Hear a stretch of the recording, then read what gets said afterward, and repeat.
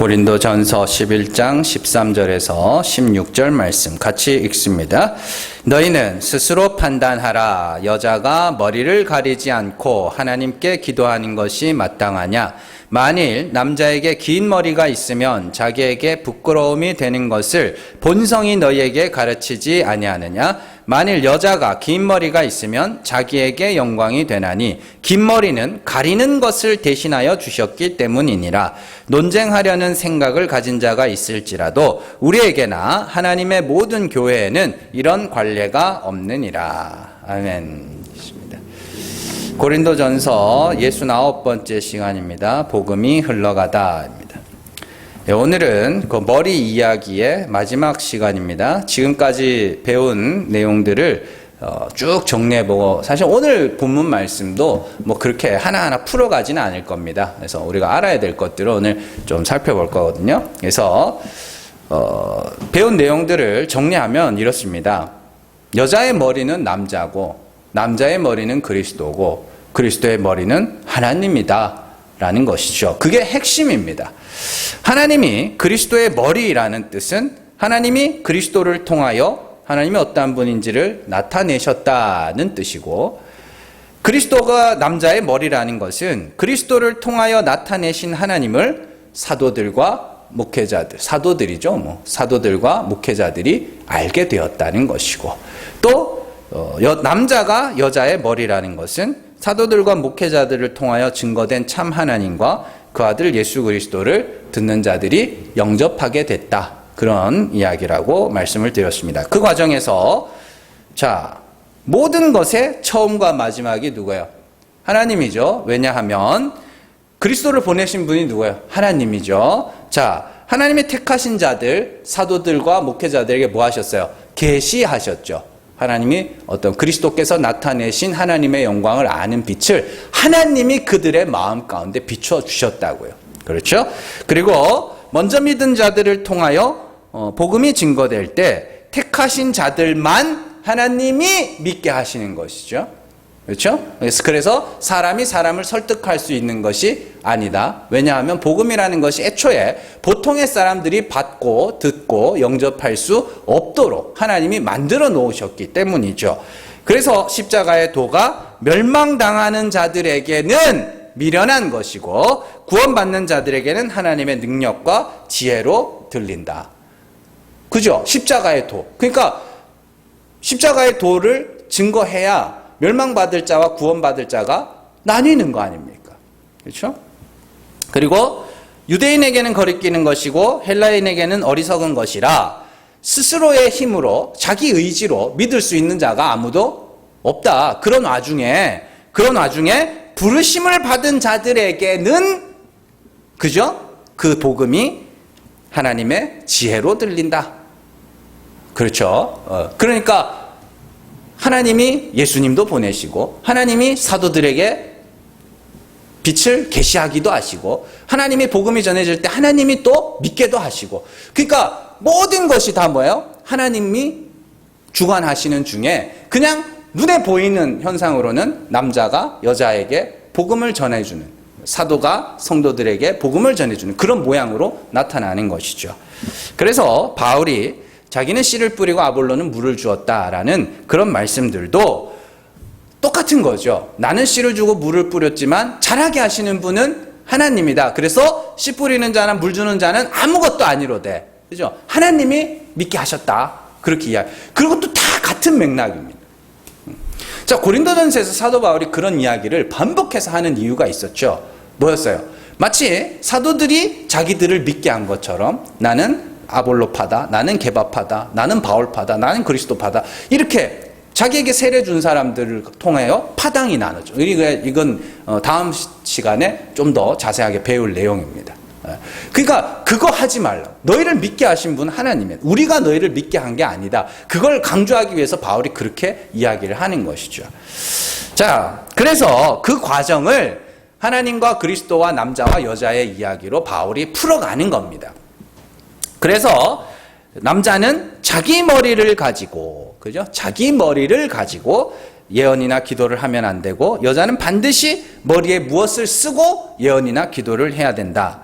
그 말은 남자, 곧 사도, 목회자들은 자신의 생각이나 사상을 말하여 사람들이 자기를 따르게 만들면 안 된다는 이야기라 그랬죠. 나를 따르면 안 되는.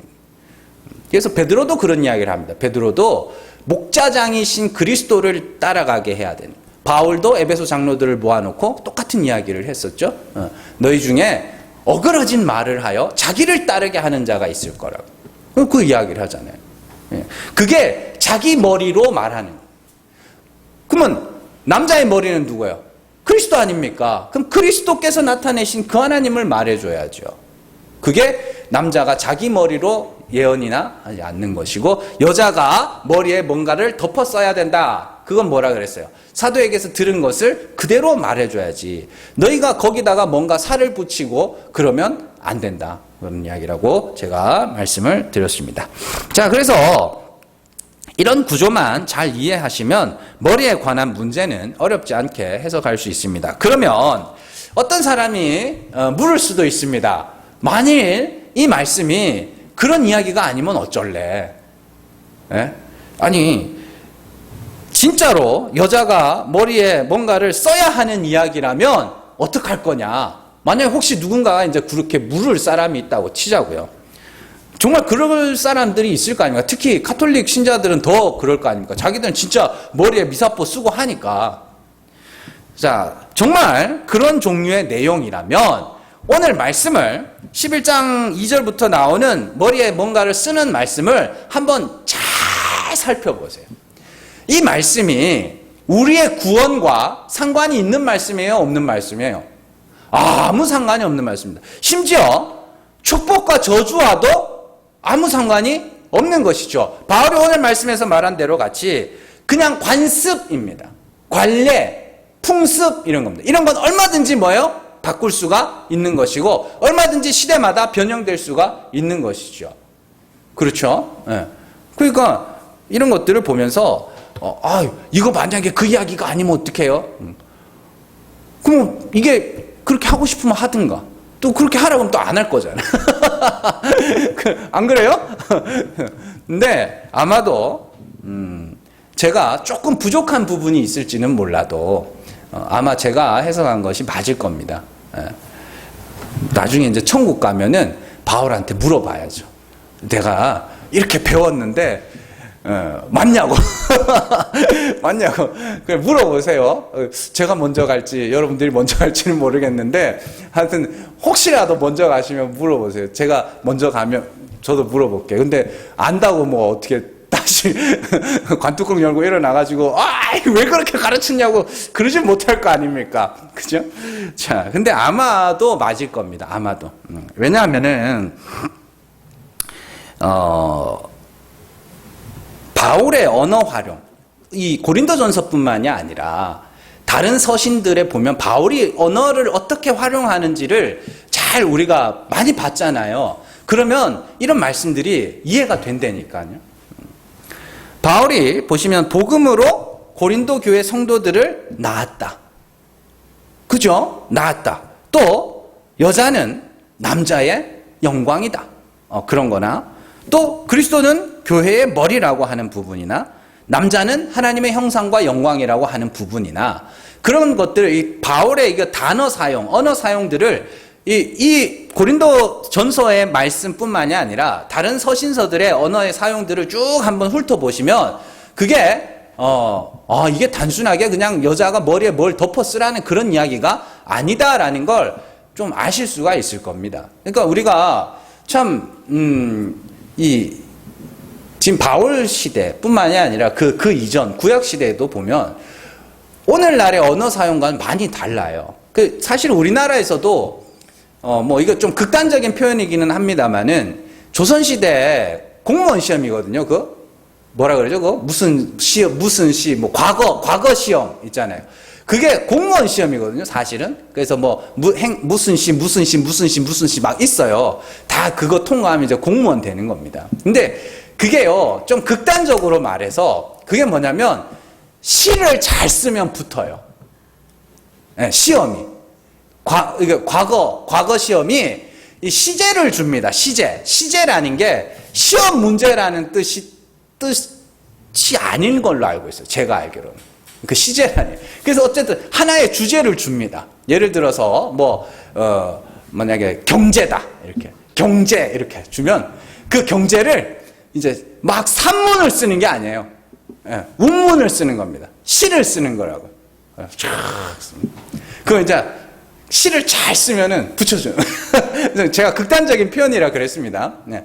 막 세밀하게 요즘 시험처럼 이건 이거고 저건 저거고 막 이렇게 하는 게 아니라 비유 있죠, 비유. 비유를 잘 해야 되는 거예요. 그래서 예를 들면 자, 만약에 시제로 이제 행복이라는 걸 줬다. 그러면 행복이란 무엇인가? 그럼 이제 행복이라는 걸 불교적 관점으로 논하시오. 이렇게 이제 해놨다. 그러면 행복이란 바닷물과 같아서 썰물이 들어올 때는 막지 않아야 하는 것이며 또 밀물이 들어올 때는 막지 않아야 하며 썰물이 나갈 때는 붙잡지 않아야 된다. 그게 불교의 이제 행복관입니다. 네. 그래서 그 행복하다는 감정에 집착하지 않는 게 불교의 행복관이거든요. 네. 그래서 기쁨이 몰려올 때는 기뻐하면 되고 기쁨이 물러갈 때는 뭐 하면 돼요? 그냥 붙잡지 않고 보내주면 된다. 이게 이제 불교 행복관. 그런 것들이 이제 제가 방금 비유로 한번 설명을 해드렸죠. 네, 밀물이 들어올 때는 막지 않고 썰물이 나갈 때는 붙잡지 않는다. 요거를 쫙 쓰면은 합격. 근데 이걸 갖다가 감정에 뭐 어쩌고 뭐 행복한 감정을 붙잡지 않는 것이 이렇게 하면 다 탈락. 이랬어요.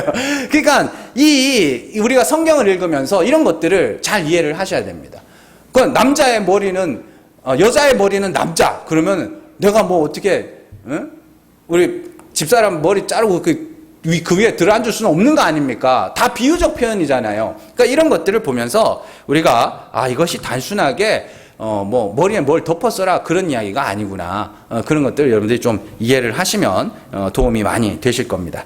자, 오늘은 우리가 아주 중요한 내용을 간단하고 간략하게 배울 겁니다.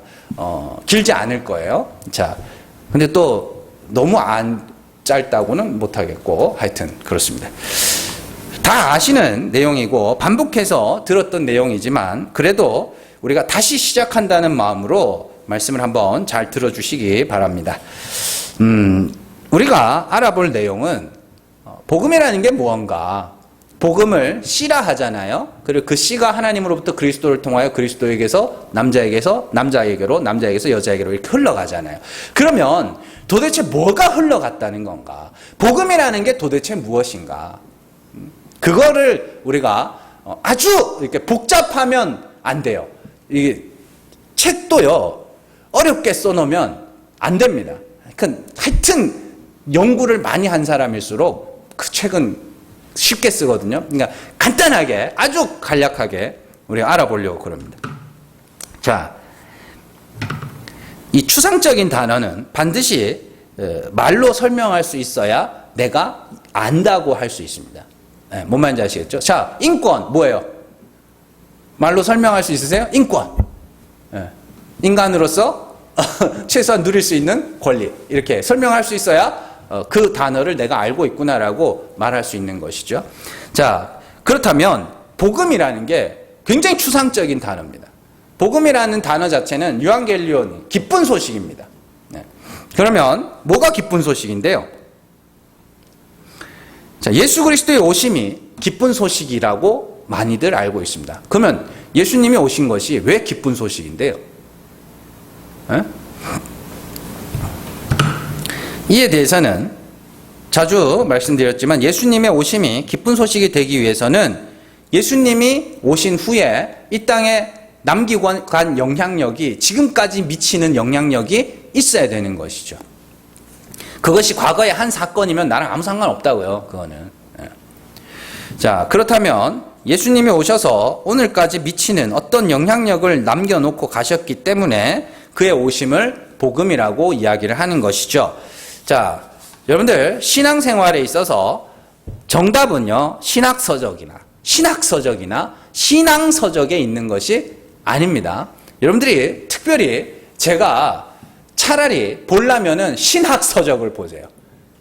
저는 신앙서적을 보는 걸 아주 될 수 있으면 좀 말리고 싶어요. 신학서적이라는 건 성경을 읽는 틀을 마련해 주는 겁니다. 성경을 읽는 틀을. 그런데 신앙서적은 다른 이들의 그냥 경험이에요. 경험이며 상상이며 추측이에요. 그래서 신앙서적을 잘못 읽으면 그냥 폭 빠져버려가지고 거기 막 이상한 사상이, 이상한 생각에 빠지는 그런 이상한 게 있습니다. 여러분들, 신앙서적 이렇게 뭐 제가 많이는 읽지 않았습니다만 옛날에는 몇 권 읽어봤는데 그 읽으면은 이게 도대체 불교 경전인지, 예? 도교 경전인지, 유교 경전인지 헷갈릴 때가 있어요. 그냥 자기의 느낌. 나는 이렇게 느낀다라는 표현을 많이 써요. 아니요, 그거는 옳지 않습니다. 차라리 보려면은 신학서적을 보세요. 저는 이게 지금 이제 그냥 마음의 계획입니다. 계획. 내가 아주 쉬운 신학서적을 한번 써보고 싶다. 그런 그냥 계획이 있어요. 자, 어쨌든 오늘은 우리가 성경을 통해서 복음이 뭔지를 살펴보려고 합니다. 자, 복음의 핵심은 뭐냐? 요한복음 1장 18절 말씀 같이 읽습니다. 본래 하나님을 본 사람이 없으되 아버지 품속에 있는 독생하신 하나님이 나타내셨느니라. 이게 복음의 핵심이에요. 예. 많은 사람들이 예수 그리스도의 십자가가 복음이다. 우리의 죄를, 모든 죄를 짊어지셨고 저주를, 그건 복음의 하나의 과정입니다. 정확하게 말하면 진짜 복음은 아무도 본 적이 없는 하나님을 본다는 건 아는 거라 그랬습니다. 아무도 알 수 없었던 그 하나님을 예수님이 오셔서 뭐 하신 거예요? 나타내신 거예요. 그게 복음입니다. 그래서 복음이라 그러는 겁니다. 아무도 알지 못하는 하나님을 예수님이 우리에게 나타내셨다는 것이죠. 그리고 그리스도께서 나타내신 하나님은 죽은 자를 살리시는 은혜의 하나님이었다. 그것이 복음이에요. 네. 하나님이 은혜의 하나님이심을 예수님이 공생의 기간 동안에 여러 가지 비유로 말씀하셨고 표적으로 나타내셨습니다. 그래서 예수님이 오심을 복음이라 그래요. 하나님이 이런 분이구나를 나타내신 거예요. 자, 예수님의 산상수훈의 내용들을 한번 잘 더듬어 보자고요. 산상수훈의 처음 시작이 뭐예요? 처음 시작. 심령이 가난한 자는 복이 있나니. 그죠? 팔복으로 시작합니다. 제일 처음에 나오는 것이 심령이 가난한 자는 복이 있나니 천국이 저희 것이며 라는 것으로 시작합니다. 자, 지금까지 우리 교회 성도들은 이 말이 무슨 말인지를 몇 번이고 듣고 또 들었기 때문에 이해를 하시죠. 하나님 앞에서 자랑하고 내놓을 만한 어떤 의나 거룩이나 경건도 없이 그저 자신의 죄가 폭로당함으로 말미암아 하나님의 긍휼하심만을 구하고 있는 그 상태가 심령이 가난한 겁니다. 아무 자랑도 없어야 되죠. 자, 그렇게 팔복, 심령이 가난한 자는 복이 있나니로 시작하는 팔복으로 시작한 산상수훈이 그 팔복 다음에 뭐가 나오냐면 예수님이 율법과 선지자를 폐하러 오신 분이 아니라 완성하러 오셨다라고 하면서 율법을 강화하십니다. 강화하신다고. 그래서 옛사람에게 말한 바 이렇게 시작하죠. 옛사람에게 말한 바 제일 대표적인 게 눈에는 눈, 이에는 이라고 너희가 들었지만 나는 말한다. 악한 자를 대적하지 말고 오른뺨을 치면 왼편도 돌려대라. 이렇게 됐습니다. 자, 이거를요, 물론 그 속에 깊이 들어가면 또 뜻이 있습니다만은 일단 표면적으로 예수님이 왜 율법을 강화하세요? 자, 산상수훈으로 시작했다니까요. 심령이 가난한 자는 복이 있나니 천국이 저희 것이며 이렇게 나오잖아요. 심령이 가난하다는 게 뭐예요? 내 의와 거룩과 경건이 다 무너지고 하나님의 긍휼만을 바라는, 내 죄가 폭로되어서 하나님의 긍휼만을 바라는 게 심령이 가난해지는 거 아닙니까? 그들이 천국에 간다니까요. 그런데 예수님이 왜 율법을 강화하시냐고. 왜요? 죄인으로 만들어야 될 거 아닙니까?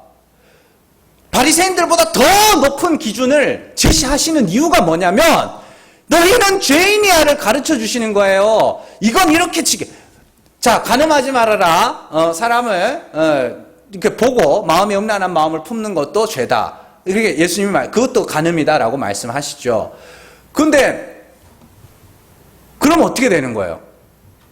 자, 기존의 율법보다 더 강한 율법을 주시는 이유는 너희는 이렇게 높은 기준을 갖고 살아라는 이야기가 아니에요. 그거는 부자가 되는 거라니까요. 심령이 부자가 되는 거고, 그 더 높은 기준을 제시하심으로 거기 있는 사람들 다 뭘로? 가난한 자로 만드는 거란 말입니다. 그 과정이에요. 그러니까 예수님이 지금 뭐 하시는 거예요? 율법을 강화하여 뭐 하시는 거예요? 죄인으로 낮추시는 것이죠. 이에는 이, 눈에는 눈이 핵심이 뭐예요? 네? 동해보복법이라 그러는데, 이에는 이, 눈에는 눈, 이 법을 하나님이 율법에도 또 함무라비 법전에도 나오는데, 이 법의 핵심 내용이 뭐겠어요? 자, 누가 나를 주먹으로 좁혔어. 그래서 이빨이 하나 나갔어요. 그러면 이거 가만 놔두면 어떻게 할 것 같아요? 아주 잇몸을 뽑아버리지, 가가지고.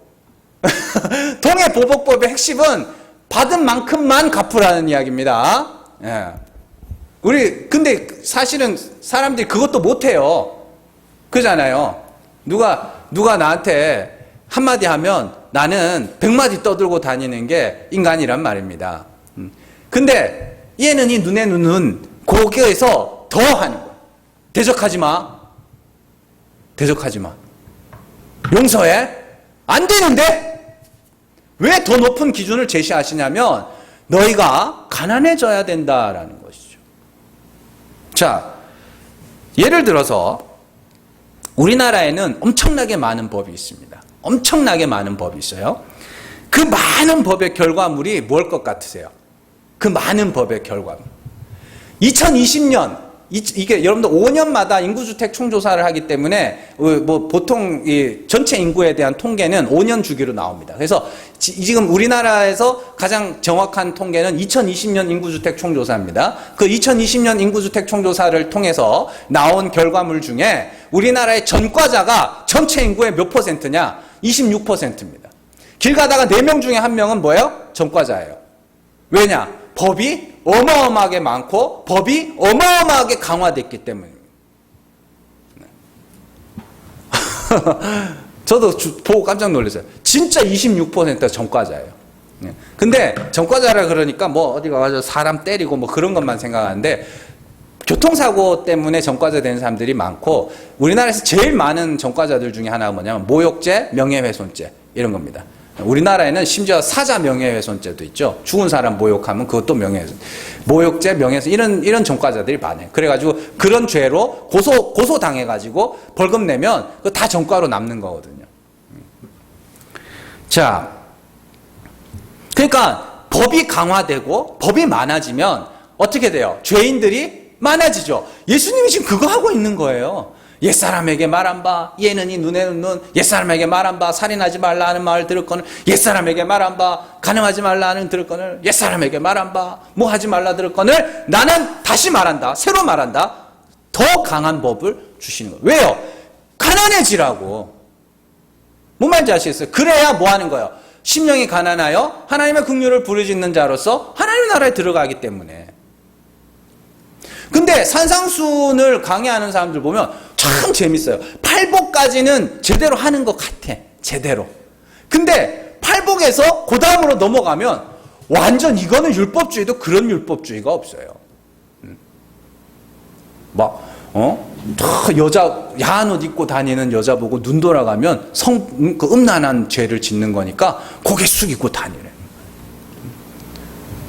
그래서 뭐 내가 가르친 청년이 고개 숙이고 다니다가 전봇대에 머리 박았다고 뭐 그런 이야기. 믿음이 좋은, 그건 믿음이 좋은 게 아니고요. 그에게는 그리스도가 필요 없는 자로 만드는 거예요. 가난해지라고 그렇게 율법을 강화해 주시는 거라니까요. 가난해지라고. 애통하라고. 죄인이었구나. 애통하라고. 뭔 말인지 아시겠어요? 마음이 청결하여 그 마음이 하나님께로만 향하라고, 하나님의 긍휼만을 바라는 하나님께로만 향하라고 그렇게 하시는 거고, 긍휼히 여기는 자는 긍휼히 여김을 받는다. 그거예요. 하나님을 향한 긍휼이 있는 자가 되라고. 그래야 뭐예요? 바리새인들과 서기관들보다 더 나은 의를 가진, 그들은 사람의 의지만 우리가 하나님으로부터 받는 의는 뭐예요? 하나님의 의니까. 그래서 복음이라는 건 하나님이 죽은 자를 살리시는 이심을 그리스도를 통하여 나타내셨고, 그리스도가 십자가에서 우리 죄를 대신하여 지시고 죽으시고 대신하여 저주를 받아 죽으시고 부활하심으로 어떻게 해요? 주님께로 나가는 길이 열려버린 거예요. 쉽게 설명을 해드리면, 하나님께서 에덴 동산에서 아담과 하와를 쫓아내신 후에 불칼과 두루도는 불칼과 그룹들을 세워놓고 천국으로 가는 길, 영생 에덴 동산으로 가는 생명나무로 가는 길을 막으셨어요. 그리스도께서 십자가에서 대신 죽으심으로 말미암아 뭐 한 거예요? 그 길이 열린 겁니다. 그러면 그 길이 열린 길로 뭐 하면 돼요? 이제 걸어가면 돼요. 근데 그 길이 죽어서 살아나는 길이기 때문에 그게 뭐 고난의 길이다, 좁은 길이다, 그렇게 이야기를 하는 거죠. 그러니까 중요한 건 뭐냐면 하나님이 어떠한 분인지를 알게 되었다. 아무도 몰랐는데, 아무도 몰라서 그냥 상상하고 추측하고, 그래서 다 그냥 율법의 하나님으로만 알고 있었는데 그리스도께서 오셔서 은혜의 하나님이심을 증명하신 거예요. 나타내신 거예요. 그래서 복음이라고 이야기를 하는 겁니다. 자, 로마서 1장 2절에서 4절 같이 읽습니다. 이 복음은 하나님이 선지자들을 통하여 그의 아들에 관하여 성경에 미리 약속하신 것이라. 그의 아들에 관하여 말하면 육신으로는 다윗의 혈통에서 나셨고 성결의 영으로는 죽은 자들 가운데서 부활하사 능력으로 하나님의 아들로 선포되셨으니 우리 주 예수 그리스도시니라. 아멘. 복음은 아들에 관하여 성경에 미리 약속하신 것이라고 이야기를 합니다. 그리고 그 아들 예수 그리스도는 다윗의 혈통으로 나셨죠. 다윗의 혈통으로 나셨다는 건 유대인의 왕으로 오셨다는 겁니다. 그리고 예수님이 유대인의 왕으로 선포되신 곳이 어디예요? 십자가잖아요. 십자가에 죄패에 유대인의 왕이라고 적었잖아요. 새 언어로 심지어. 그게 뭐예요? 모든 죄인들의 죄를 대신 짊어지시고 십자가에서 죽으신 겁니다.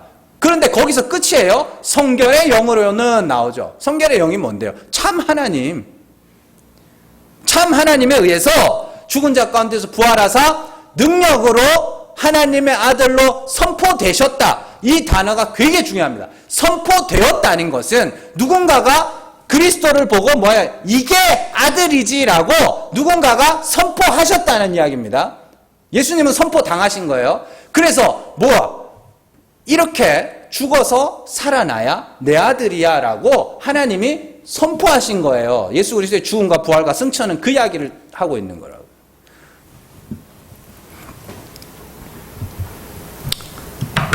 자, 그러면 복음은 아무도 보지 못한 참 하나님을 우리가 알게 되었다는 것인데, 그죠?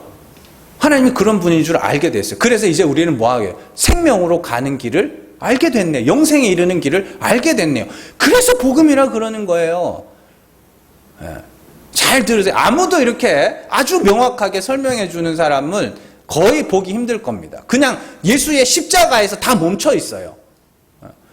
그리고 예수님이 부활하셨다, 예수님이 보좌 우편에 가셨다, 여기에 다 멈춰 있다고요. 그리스도의 머리는 누구예요? 하나님이라니까요. 거기까지 가야 되는 거예요. 자, 그렇다면 복음이 전해지기 전에 이 세상은 어땠냐? 어땠겠어요? 하나님을 알지 못했죠. 하나님을 오해하고 있었습니다. 그래서 선악과 따먹은 아담의 본성을 따라서 열심히 자기 힘과 능력으로 영생에 이르려고 하고 있었습니다. 스스로 영생에 이르기 위해서는 죄가 드러나면 안 되기 때문에 계속 그것을 감추려고 했습니다. 그러나 이제 그리스도로 말미암아 베일에 감춰졌던 하나님이 어떠한 분인지가 드러났습니다. 그 전에 알고 있던 하나님과 완전히 다른 율법의 하나님, 인간공부의 하나님, 권선징악의 하나님이 아니라 은혜의 하나님, 죽은 자를 살리시는 하나님, 죄인들의 죄를 사해 주시는 하나님으로 드러났습니다. 그래서 이제 우리는 그 앞에서 우리의 죄를 자백하고 하나님의 긍휼을 구하면 그가 뭐가 되어? 가난한 자로서 믿음에 부여하게 되어 하나님의 아들이 되는 복을 받게 되는 것이죠. 그래서 복음이라 그러는 겁니다. 그걸 세례라 하고 마음의 할례라고 하는 것이죠. 그런데 문제는 선악과 따먹은 인간의 본성, 자기 힘으로 영생에 이르고자 하는 인간들의 탐심에 그것이 맞지 않는 것이죠. 그래서 사도 바울이 복음이라는 것이, 십자가의 도라는 것이 멸망당하는 자들에게는 미련한 것이고 헬라인이나 유대인에게는 어리석은 것이요 미련한 것으로 들리지만 부르심을 받은 자들에게만, 구원 얻은 자들에게만 그게 하나님의 지혜와 하나님의 능력으로 들린다고 이야기를 하는 것이죠. 그러니까 여러분들이 이 십자가의 도를 깨닫고 아는 것에서 그치면 안 된다고 그랬죠. 우리가 오늘 새벽에도 배웠지만 새 계명, 주의 말씀은 반드시 뭐야 돼요? 지켜야 됩니다.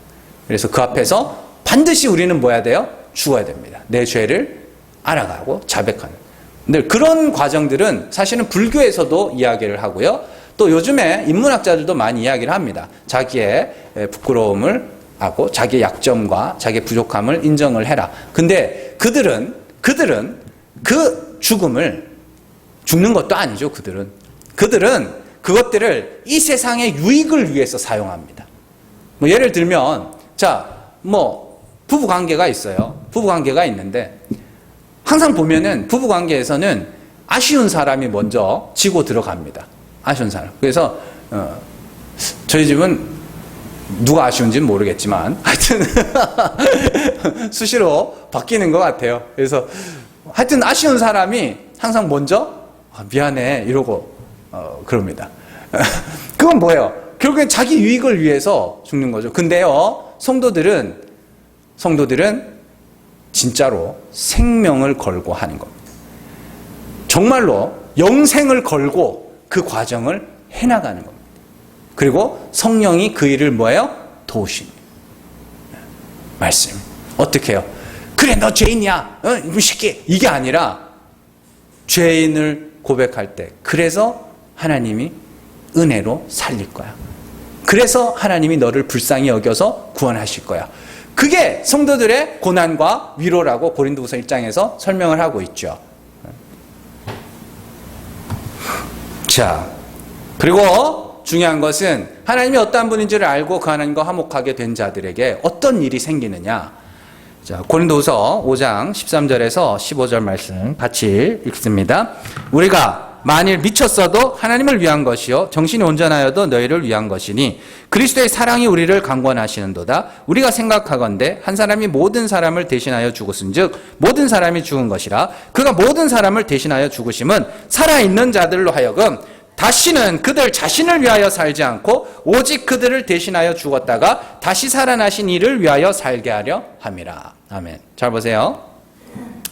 자, 13절이 애매하게 돼 있는데 우리가 만일 미쳤어도 하나님을 위한 것이요 정신이 온전하여도 너희를 위한 것이니 이렇게 돼 있는데 요거는 헬라어 히브리어 그 언어권의 굉장히 독특한 표현이라고 제가 말씀을 드렸습니다.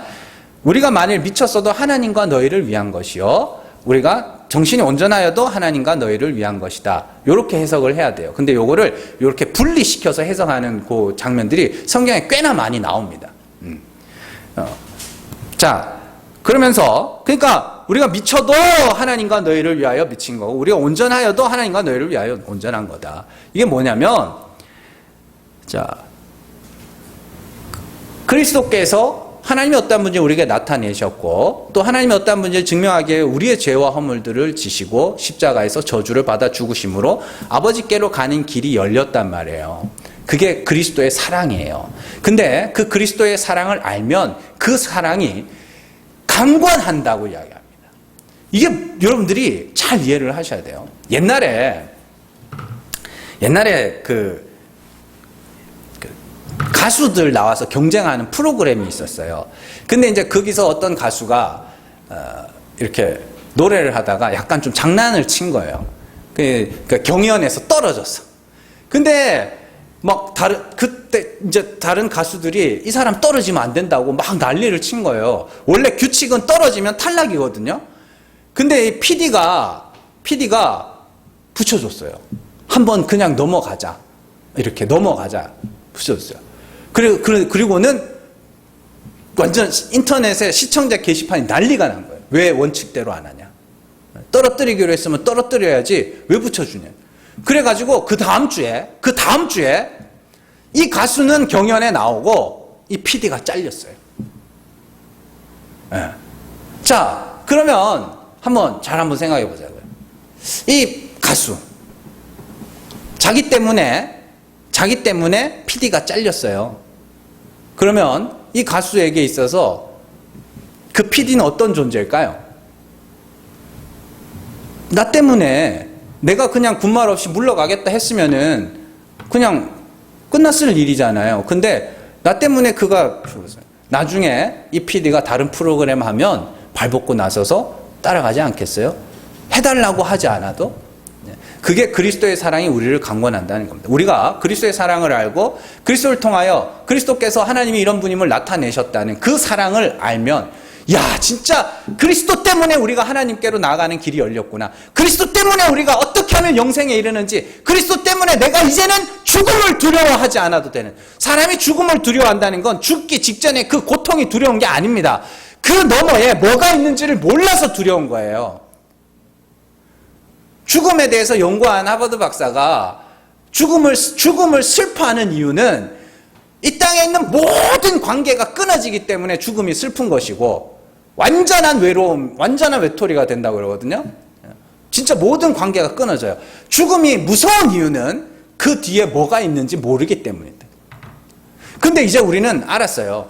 죽음 뒤에는 심판이 있을 겁니다. 그리고 그 심판에서 우리가 천국으로 가는 길을 그리스도 때문에 알게 됐어요. 그래서 그리스도의 사랑이 우리에게 임한 거죠. 그러면 이제 그 사랑이 우리를 뭐 하냐면 강권하여 그리스도를 위하여 살게 하는데, 요 뒤에 나오는 말씀들이 뭐냐면 화목하게 하는 말씀을 주셔서, 화목하게 하는 직분을 주셔서 사람과 하나님을 뭐하게? 화목하게 하는 직분을 감당하게 한다. 이렇게 이어지는 겁니다.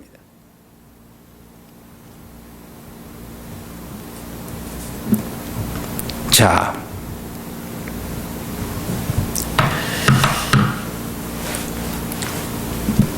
그러니까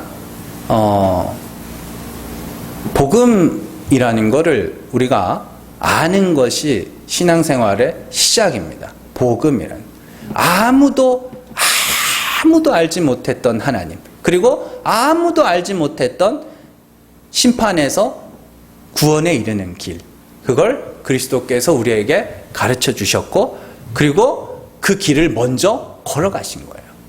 그래서 우리가 진짜네, 저렇게 죽어야 하나님이 다시 살리셔서 보좌 우편에 앉히시네, 그게 아들로 선포되는 거예요. 아, 그런 거였네. 여러분들이 그걸 깨닫는 순간 성령이 여러분들 안에 임했다라고 이야기를 하는 겁니다. 그리고 그들에게는 그리스도의 사랑이 강권하는 거예요. 예수님이 오셔서 야 가서 봐, 이거 해 저거 해, 이게 아니라 그리스도의 사랑이 우리의 마음에 자원하는 심령을 주셔서 은사들을 통하여 하나님이 복음을 전하게 하신다. 화목하게 하나님을 알지 못하는 자들에게 참 하나님을 가르쳐 주어 나만 아니라 다른 이들도 하나님과 화목하게 하는 직분을 감당하게 하신다. 그런 이야기죠. 그러면은 이제 중요한 것은 뭐냐? 자, 뭐겠어요? 그럼 전하는 자나 받는 자가, 그럼 존귀한 자가, 더 귀한 자가 있어요, 없어요? 없어요. 믿게 하시는 분도 하나님이고 전하게 하시는 분도 하나님이고 더 귀한 자가 없습니다. 그러나 어떤 자들이, 사탄이 어떤 자들의 마음을 틈타고 들어가면 어떤 일이 생기냐면 자기 자신을 높게 여기게 됩니다. 그리고 높게 여기도록 뭔가 자꾸 도구를 하나씩 만들어줍니다. 자, 예를 들어 이런 거예요. 이렇게 금은 동메달이 없으면 올림픽 하는 재미가 있을까요? 금은 동메달이 없으면, 올림픽에 금은 동메달이 없으면 진짜 재미가 있을까요? 요즘 제가 저희 아들을 보니까 중학교 1학년 때까지 시험을 안 치더라고요. 초등학교 때도 시험을 안 치고 중학교 1학년까지도 시험을 안 치는 것 같더라고요. 그러면 공부를 할까요? 안 할까요? 안 합니다. 안 합니다. 근데 사람들이 그거를 자꾸 그런 단계들을 신앙생활에 만드는 사람들이 있어요. 그리고 그 단계를 하나씩 올라갈 때마다 나는 쟤보다는 나은 사람이구나, 이렇게 되는 거예요. 아닙니다. 여러분들 그런 단계 없어요. 그래서 제가 말씀드리는 게, 기도는 많이 하고 뜨겁게 하는 게 아니라 기도를 하는 거고, 노래를 하지 말고 찬양을 하라고 그러는 거고, 개근을 하지 말고 예배를 드리라고 하는 거고, 인도를 하지 말고 전도를 하라고 그러는 겁니다. 예배 드리는 게 너무 좋아서 매일같이 나와서 예배 드리는 사람들, 그러면 얼마나 그게 제일 좋은 거고, 제일 나쁜 게 뭐냐면 나는 개근했어, 너는 빠졌지, 이게 제일 나쁜 거예요. 그게 노래, 제일 마음에 안 드는 게 뭐냐면 이 찬양 대회, 별로 안 좋아하거든요. 그냥 가서 뭐 찬양, 그냥 가족들끼리 모여서 찬양 집회 이런 거, 그래서 이 집은 나와서 이 찬양하고 저 집은 나와서 이 찬양, 이렇게 하든가. 찬양 대회, 그건 전국 노래자랑이에요. 그 등수 매겨서 뭐 할 건데 그거야? 그렇게 순위를 매기는 게 그 찬양의 본질을 훼손시키는 겁니다. 기도도 마찬가지죠. 기도 대왕, 기도 대왕이 아니고 뭐라 해요? 기도 대장. 기도 대왕이. 그냥 기도를 하는 거예요.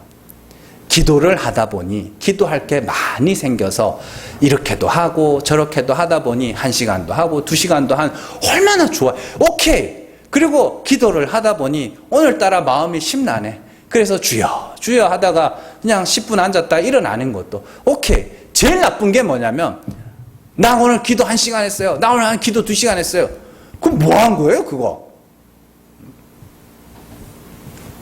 그런 거 하지 말고 기도할 때는 기도를 하시고, 찬양할 때는 찬양을 하시고, 예배할 때는 예배를 하시고, 전도할 때는 전도를 하시고. 자, 중요한 것은 복음이라는 겁니다. 하나님이 그리스도를 통하여 나타내셨고 성령을 사도들에게 부으셔서 전하게 하셨고, 그 성령을 성도들에게 부으셔서 뭐하게 하신 거예요? 듣고 깨닫게 하신 것이고, 그리고 각자에게 임한 그 성령이 뭐하는 거예요? 그 안에서 역사하여 하나님과 화목하게 하시고, 그리고 그 성령이 어떻게 해요? 그들을 통하여 다른 이들에게 복음을 전하게 하신다.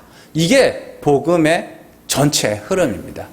그리고 그 흐름이, 그 하나님으로부터 사도들로부터 시작된 그 복음의 흐름이 흐르고 2000년이 지나서 오늘 여기까지 임하게 되었고, 이제 뭐 하는 거예요? 우리로부터 다른 이들에게로 또한 흘러가야 됩니다. 절대로 땜이 되지 마세요.